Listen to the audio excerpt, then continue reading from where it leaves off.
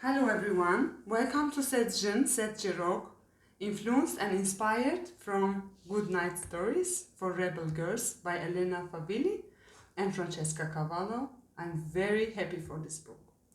Our goal with this project, as you know already, is to introduce you to women's stories that will inspire, encourage, and also support you to name your creativity. Today's guest has a lot of knowledge in literature, has a huge heart for friendship and for community. Oh, Çağla I'm is melting with us. already in heart. Çağla is with us. Welcome, Çağla. Welcome, thank you. It's my pleasure to be part of your lovely project that you've been talking for the last 2 years almost. And I was looking forward to be part of it, not just the listener of it. Thank you so much, Thank Çağla. you. Really, it's really important for me to hear that. Likewise. Yeah. And I know that you choose one story as all others did it. Yeah. Which one you chose? I chose the one about Emily, and not just Emily, Brontë Sisters, because it seemed to be the one that resonates with my own story mostly. And it's so surprising that I was reading something about them already yesterday night before Diba was talking about them. And I found this parallel surprise of the universe very valuable and precious. That's why I took it as a sign. Good things happen instantly. So I chose it, I saw it, and it actually chose me, not me. So it's the other way around. Wow, cool. Thank This you. is so valuable to know it, really. Can you please read it for us Yeah, with sure. your amazing English? It might sound a bit pretentious, but I cannot think of any other way to read them because, they're originally from England and I studied English literature. And there is no other way to hear them in my mind's language. Yeah. That's how I imagine them, actually. Mm-hmm. Okay. I'm starting off. We can see your cell phone, it's fine. Yeah. It's better. Yeah, it's fine. Okay. We just need to hear you. Okay. Mm-hmm. In a cold, bleak house in northern England, there once lived 3 sisters. Charlotte, Emily, and Anne were often alone, and they wrote stories and poems to entertain themselves. One day, Charlotte decided to send her poems to famous English poet to ask what he thought of them. His response was, "I do not like your poems at all. Literature is a man's business." Charlotte kept on writing.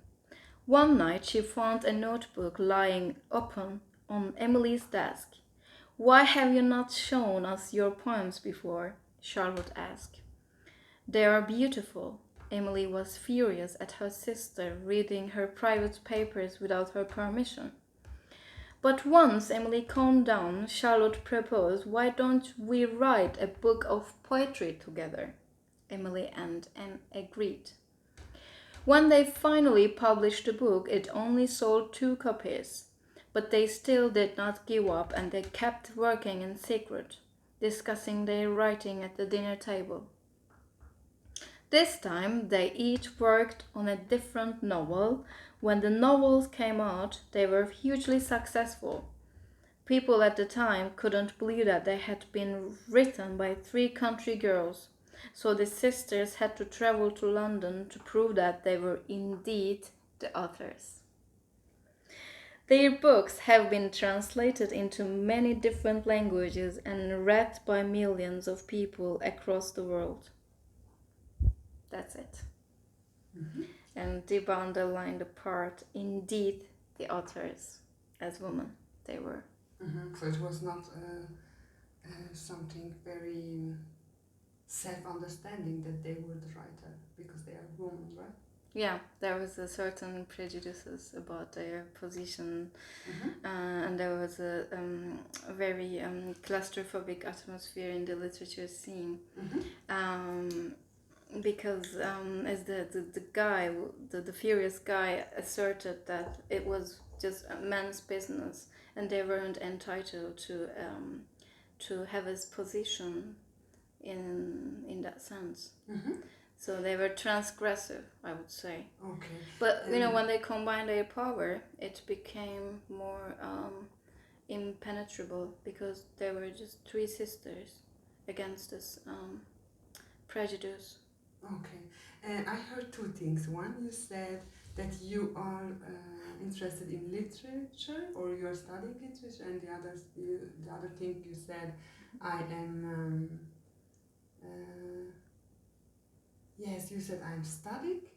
Right. And there is a connection with this story, with your life. You said. Right. What is the connection, and Yeah. what do you study? Yeah, apart from just reading them and having exams about them in my bachelor and also in master's, their stories touch me in the sense that I also struggle to find my own spot, as first as woman and second as a writer. And as we talked before, when someone asked me this, incredibly reductive question, who are you, what are you doing, you try to come up with just practical things you are doing, but in fact, deep in heart, you are a writer. You know that you are a creator, but simply because you didn't produce any book, any novel, any published bestseller book yet, you don't feel entitled to have a stage in that sense. That's why when people ask me, who are you, I still sneak into the title of student, because that seemed to be the most safe one. Mm-hmm. Although I write, I produce, but I don't find the courage to say I am writer. What do you think that this prevents the courage? Like what is the reason behind that people are not able to say what they are doing? Is it a fear? Is it what is it? I think it's both combination of self-esteem and the expectations of society from you. Especially in a city like here, when everyone Which city it is? Berlin, it is, when everyone is an artist somehow, one way or another. They all creators here, and I'm so surprised how brave they are when they say artist. Like even though it's just a hobby work, they just say I'm an artist. It's amazing, actually. It's very much appreciated. It is, but as a person who knows actually how many challenges writers had in the past, like these sisters, I find it a bit too, let's say, transgressive to say so. Mm-hmm. But how would you like to be named? For the question of who are you? Yeah, that's the question. Does it come from outside or inside? What would be inside? The inside is just a person who is curious about everything, and not just curious, but also putting things forward, putting thoughts and creativity into things, not just absorbing and consuming, but also combining them like alchemy and producing something out of it. I feel that's what I do, but there is no a certain definition of this thing in the societal realm. Mm-hmm. What is it? Yeah, I understand it very good, and I understand it's also very abstract. And yeah, it is indeed abstract. We need to take time to understand it. But for me, it's also a little practical. It's a bit like we need to also use these muscles for saying, yes, I am an artist, I am a writer, I am this, and it's power in a way, from my understanding. Definitely. Especially for a woman, I'm hearing more and more like fear around this topic, or I don't know. Yeah, it's touching me a lot that we are limited to say what we are actually. Yeah, absolutely. Yeah. And who are you? Can you tell us a little bit about you? Not what you do mostly, but okay. Because you write this, Yeah, in summary, I would say I'm a life enthusiast. Uh-huh. I read, I write, I take photographs, and I work, I live, I do stuff. Like an artist. Yeah, like an artist basically. But there is a certain thing, when you introduce yourself to other people, if you put yourself as a person of importance, they actually believe so. even though you are not. You know, Mhm. there's a certain trickery.